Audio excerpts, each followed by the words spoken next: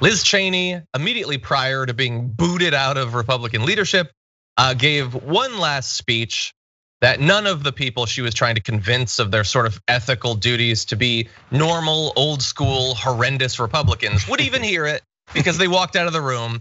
But we're gonna pay attention to a little bit of it. Here is the first section. Today, we face a threat America has never seen before. A former president who provoked a violent attack on this Capitol in an effort to steal the election has resumed his aggressive effort to convince Americans that the election was stolen from him. He risks inciting further violence. Millions of Americans have been misled by the former president. They have heard only his words, but not the truth, as he continues to undermine our democratic process, sowing seeds of doubt about whether democracy really works at all. The election is over.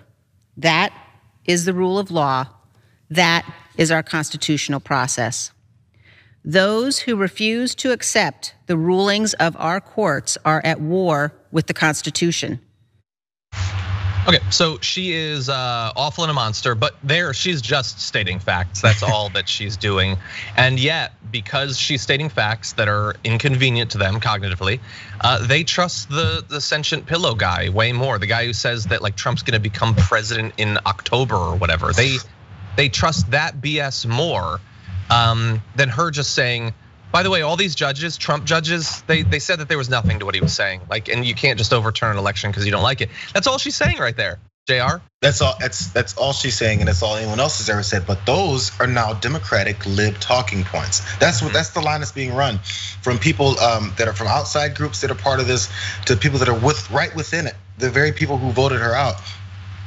That's just the problem. She's too busy throwing out Democratic talking points, which are the election's over, Donald Trump lost. It was not stolen. That's the Democratic talking points now. So now Democratic talk points are also the sky is blue, the water is wet, and the sun is hot. That's Democratic talking points now. And then if you don't, and by the way, I actually threw in the sun is hot. It's actually one of the things Republicans generally don't like to agree with anyway. You know, hey, by the way, the climate change thing is actually a fraud and a hoax and fake.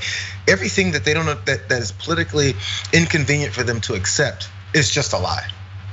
And move on, kick anyone out that says the opposite. That's just the way that's where we've gotten now. And there's enough people in the country that are buying into it that it allows them to keep pushing it.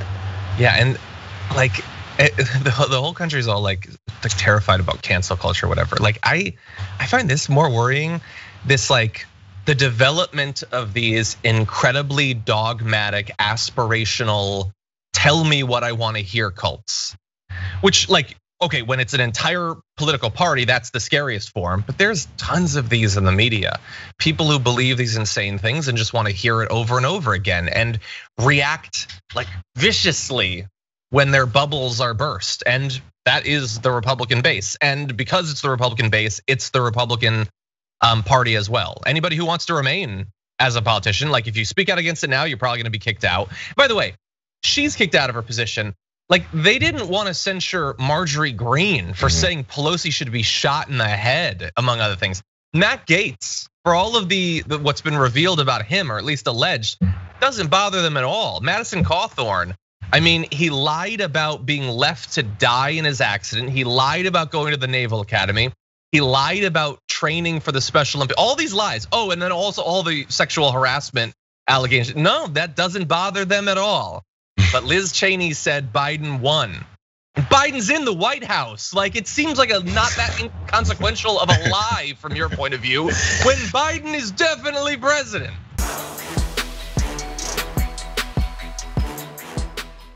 For more political news, breakdowns, interviews, stories of activism, and me trying my hardest to care about the occasional big celebrity news story, subscribe to our YouTube channel at youtube.com/thedamagereport. And you can ring the bell wherever it is so you don't miss anything.